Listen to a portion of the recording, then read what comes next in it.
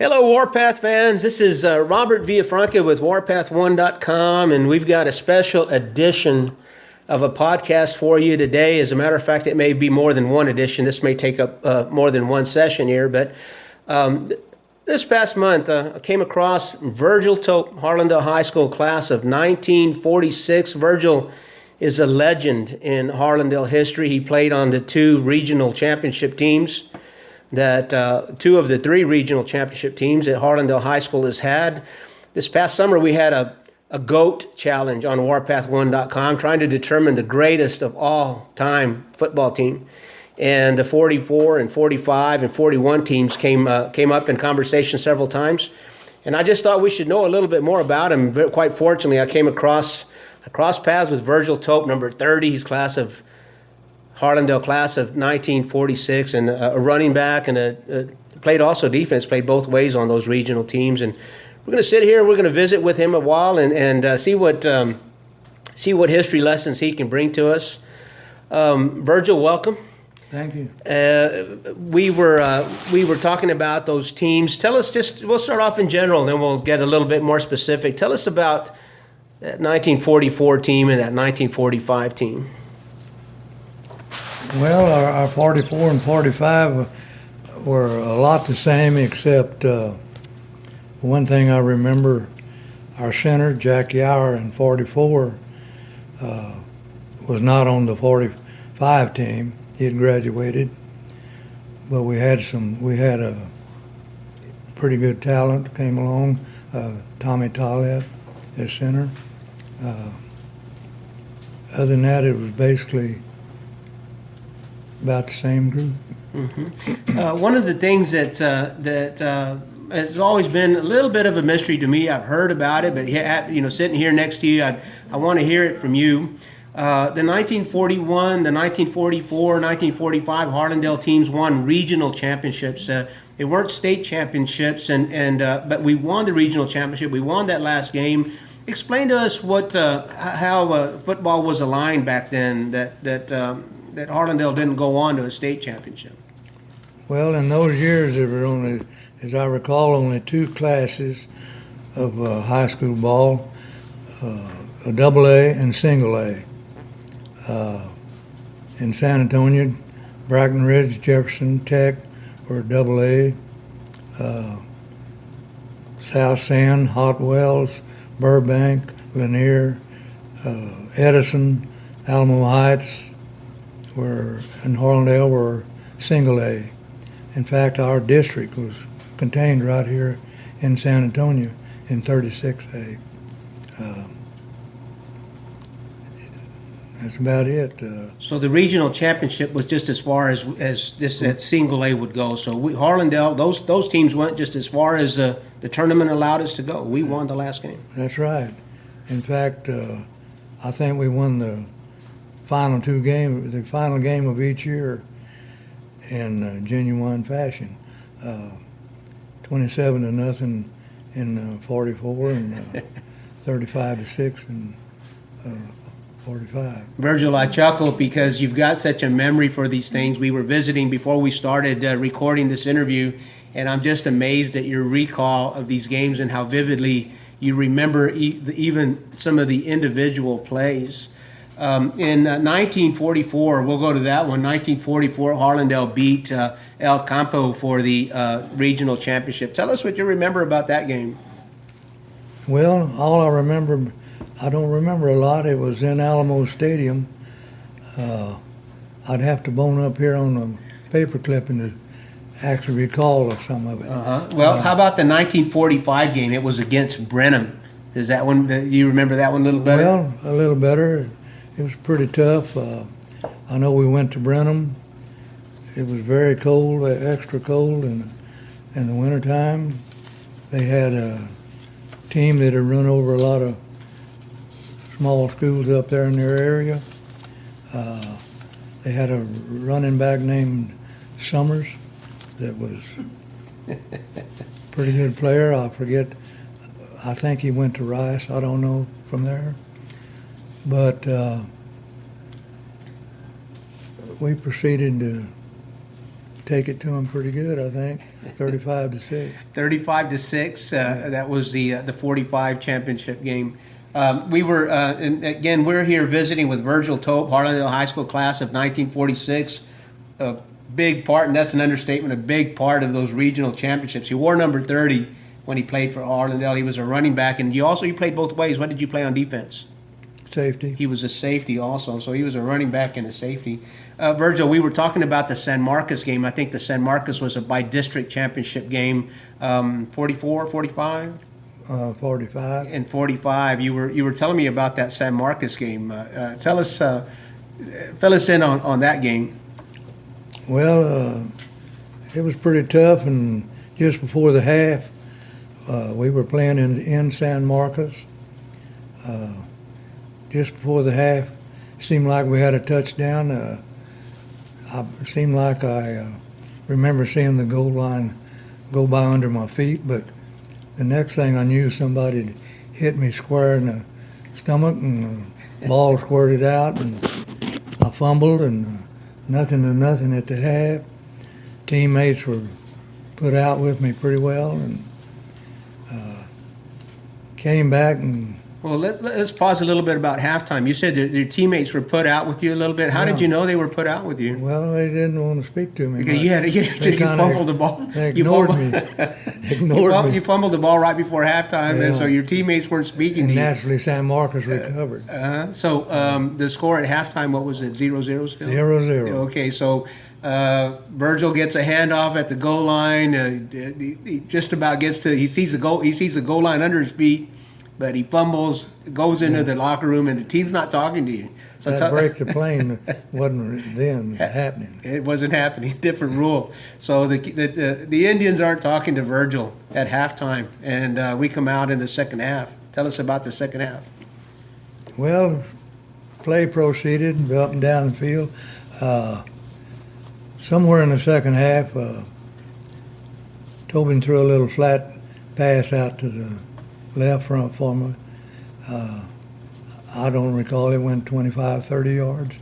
Happened to make a touchdown. I guess we missed the extra point, 6-0. Later in the game, on a spin fake handoff play, Tobin spun through the right side of the line. I'm trailing the play out to the right.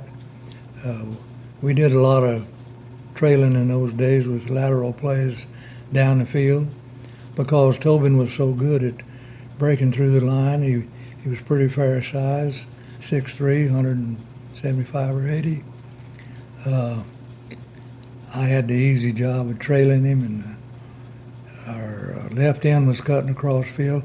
Tobin headed for their left cornerback. He had to commit, or Tobin would have took it on himself. As the cornerback committed, he lateraled to me, and I had clear sailing to about the 50-yard line, and our left end cutting across field wiped out the last defender, and I cruised the rest of the distance. So that was your second touchdown that game? Second touchdown that game. Still, I guess we didn't make it because the score ended up 12-0. 12-0. And Virgil Tope is, he mentions Tobin, and of course that's Tobin Rote, who was the quarterback of that team, went on to play professional football. And so in the backfield for the Indians, we had Rote and Tope, or Tope and Rote, if you will. And so you score the San Marcos by-district game. The Indians win 12-0. Did your teammates talk to you after that? Yes, I think. A little bit? Yeah. They let bygones be bygones.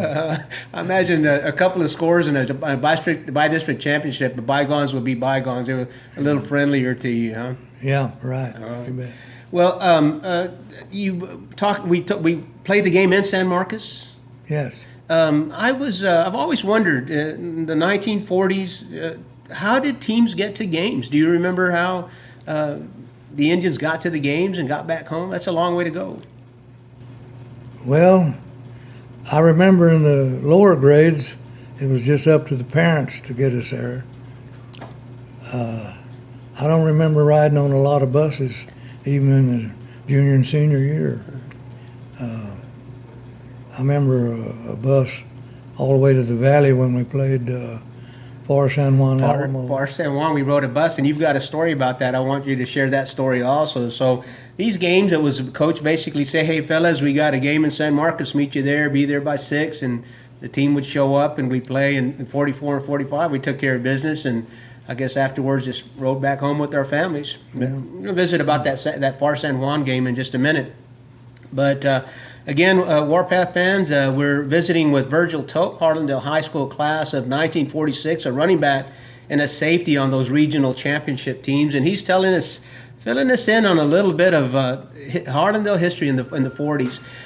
Virgil, we had a legendary coach also, the Indians did, in that time period. It was Howard Harris. Yes. When he finished coaching, he was the winningest coach in Harlandale history for a long time. Here, Isaac Martinez, the current coach, has surpassed him in the number of victories. But Howard Harris got a couple of regional championships under his belt. He's certainly up there in the among the elite for Harlandale coaches. Tell us a little bit about Howard Harris. Was he a tough guy? He was tough.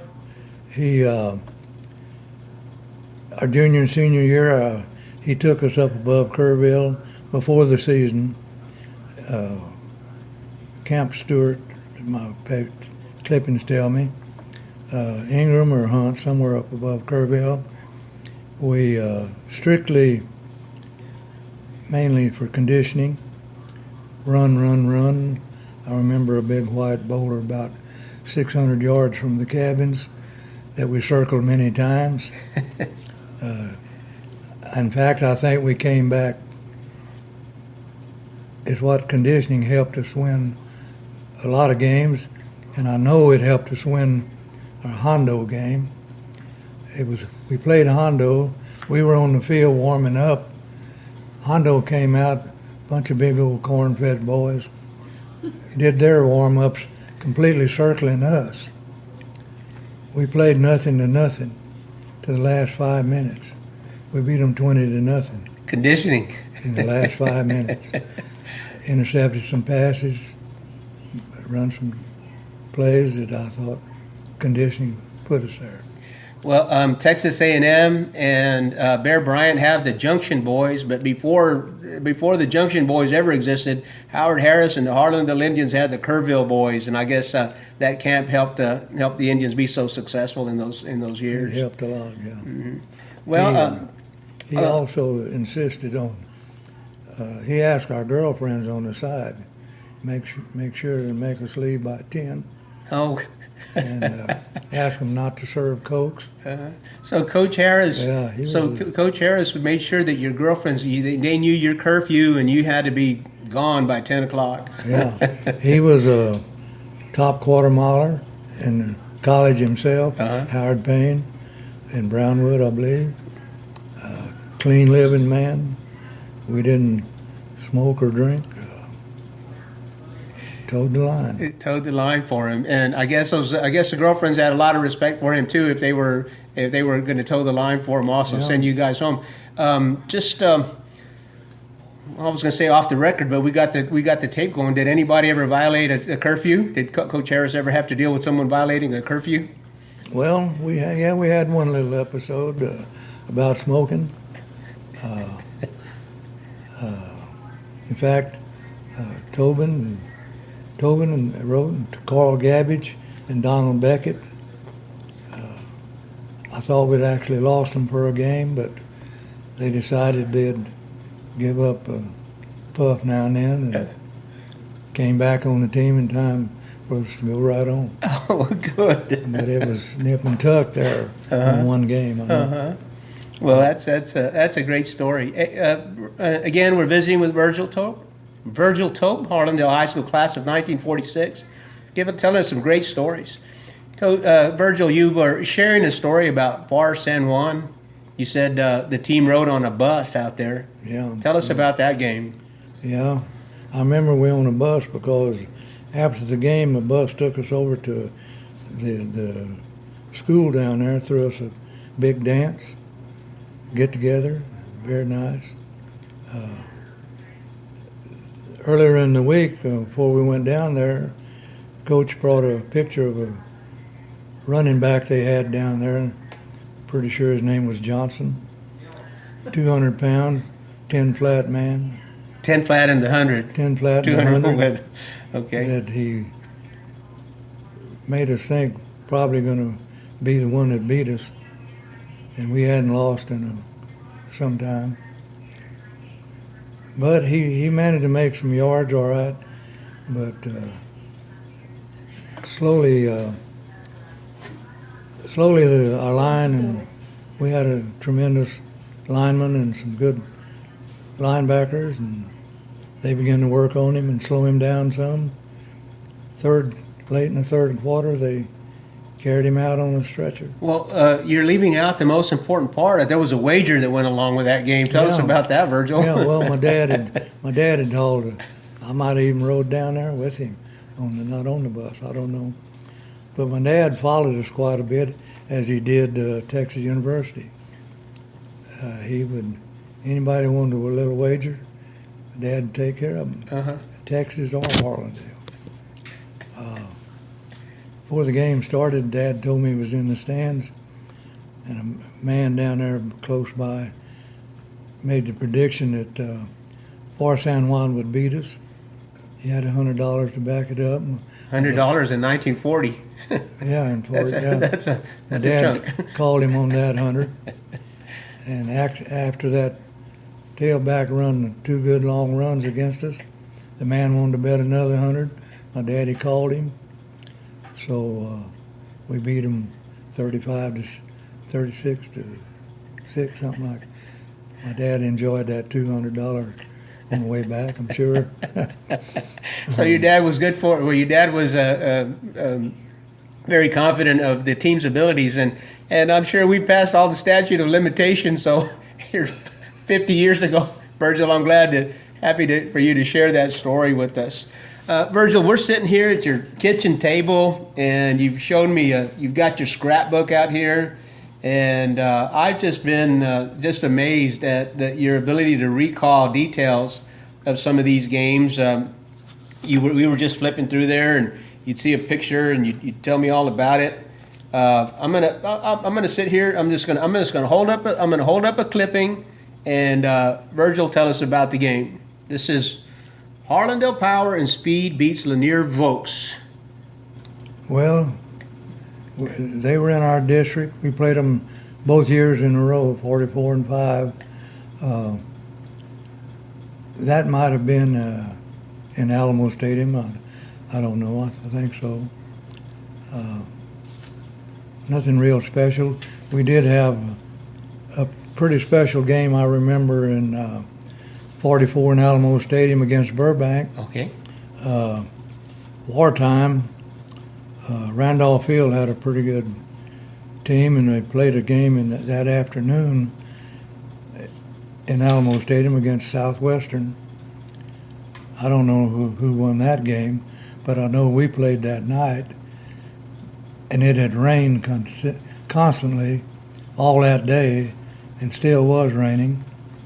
The field was a muddled, solid mud puddle over the tops of high-top football shoes. First play, one play, and you didn't know one from the other. You couldn't tell any. Your numbers were just covered in uniforms mud. wiped out. Mm-hmm. Punts hit the field and just stuck. That's where they stayed. But I believe the coach for Burbank was Joe Guillory. And I think he had a little fear of Harlandale on a dry field. Thought that might be his chance to beat us. But we won that one, 13 to nothing. Won a few games. Shower time, we went in the dressing room, just walked in the shower and washed the mud off. Uniforms and all. Uniforms and all. Oh, that was must have been a sight. If just to brush everybody up a little bit on Harlandale history, the existing Harlandale Middle School building was the high school at the time that Virgil was playing for the Indians. The high school that exists today was built in 1950, so the teams of the 40s weren't in the existing high school. Their high school was what's the middle school now. And so there was no high school. And Virgil, one of the things that I've always wondered, I see that we played some games at Alamo Stadium, but tell us, where did Harlandale play their home teams? Their home games. Where were the home games played? Well, we had an old wooden stadium, wooden fence, wooden stands, and played approximately 2 blocks out the then high school dressing room, straight west toward Pleasant Road. So let me orient our listeners here. So you went straight west. So you're crossing the street there that's now called Mosley. So you're heading into I guess that's the area where Harlandale exists now. So that's where you were playing. Either the buildings or a field or something. Mm-hmm. It was back behind where the current classrooms are on Gerald Avenue. It's further between there and. Was that Mayfield? Pyron and Gerald. Pyron, yeah. So it was between Pyron and Gerald. That was the teams of the 40s. The field that exists now, that's the Harlandale Indians, their practice field and the sub-varsity game field. That's where the team. That's the place. The 40s played their games there. Right, and we just worked out right outside the stadium, just a weed field. Mm-hmm. How about that? I understand you were quite the athlete, a basketball player, a trackster. You were timed once in the 100-yard dash, and tell us about being timed in the 100-yard dash. Well, Coach Harris was a quarter miler in school. He wanted me to do the quarter, so I did.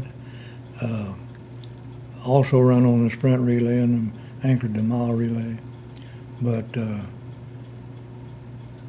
Gerald Miller, we had a younger boy than me, a year younger, who won the state the year after we left. Both run out there one day on a dirt track. Timed a 10 flat, and this was 100 yards, not meters. 10 flat, and I think Gerald run a 10 that day. He later in the next year run below 10, 9 something. So what did they time you at? 10 flat. 10 flat that day. Only time I ever run against the watch. And so you ran it. You were timed with 10 flat. Tell us about your footwear. I think it possibly barefooted, or I might have had a pair of track shoes on. I don't know. Well, legend's going to have it that Virgil Tope ran a 10 flat 100-yard dash barefooted, and that's it. So let it be said, and so let it be entered in the record books. Warpath 1 says that was the case. That must have been a sight. Virgil, tell us about I'm sure you had several memorable ball games. It may not be fair to ask you what game was most memorable to you. Tell us about a game that really stands out in your memory as being special. Well, one, I guess against Hot Wells. I've got a little clip in here somewhere about it. I went to a friend of mine taught me going to the sports banquet that they used to have at Herman Son.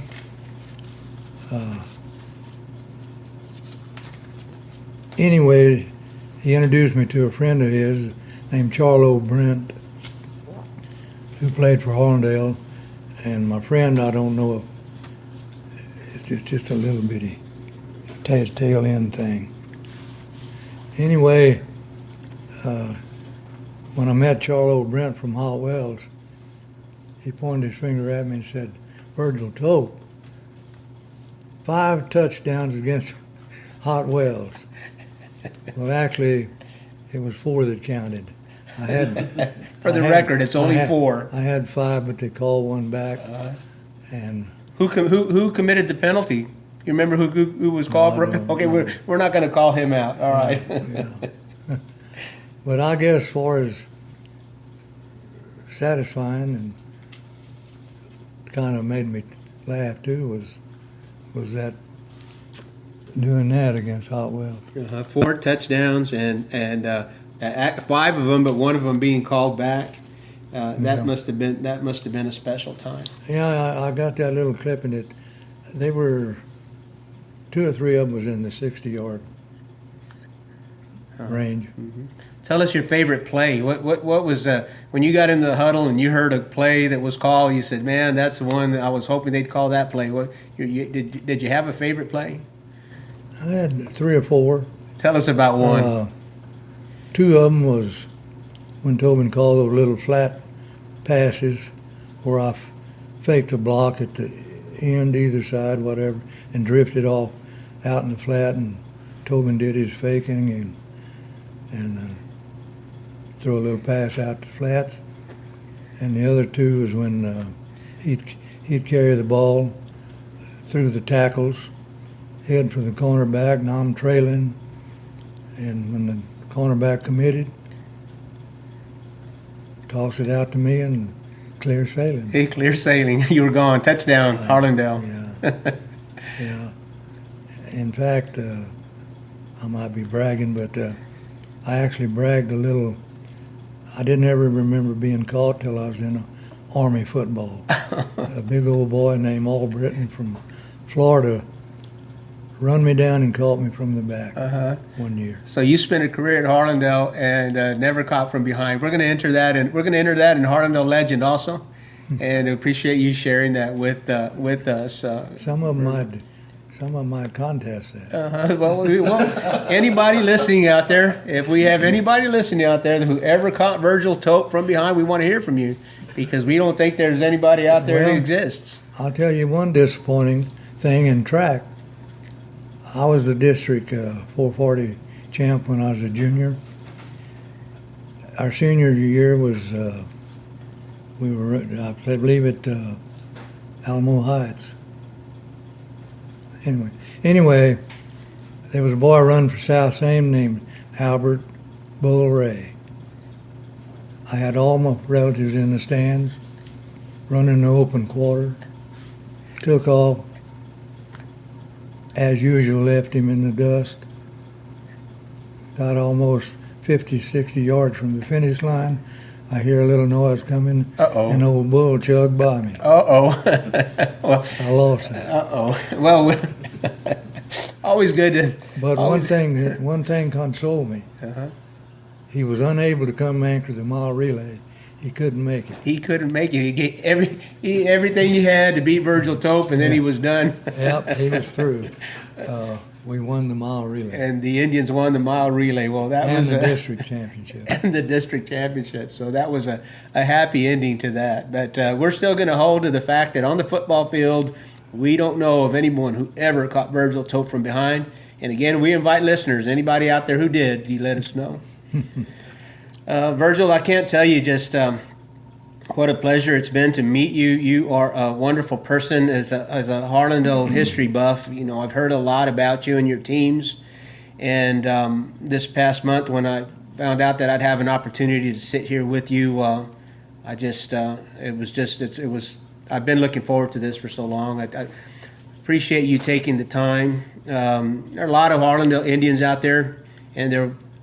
What do you have words? Do you have words of wisdom to Indians of today, our football team, our athletes? What would Virgil Tope tell our kids? I've thought of this a lot of times. This week, when Clemson played Notre Dame, we were watching it on TV. The Clemson coach told the team, "We've give you nice uniforms. We've got a beautiful big stadium. We're going to give you a great education." Tell them what he said. You got to bring your own guts and heart. There you go. I love that, Virgil. So we're giving you the uniform.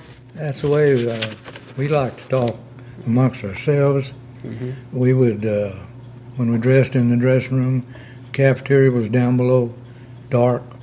Before we went across to the stadium, we'd all go get one of the cafeteria tables, and we'd circulate amongst each other. That's a great tradition. So summarizing, Virgil Tope, we can give you your education. We can put the uniforms on your back. We can get you to the stadium. We can do all this for you, but you got to bring your own guts and heart. Virgil Tope. Virgil, thank you so much for spending time with me. We're going to put this on the air here, spend a little time editing this and putting it on the air. And thank you so much.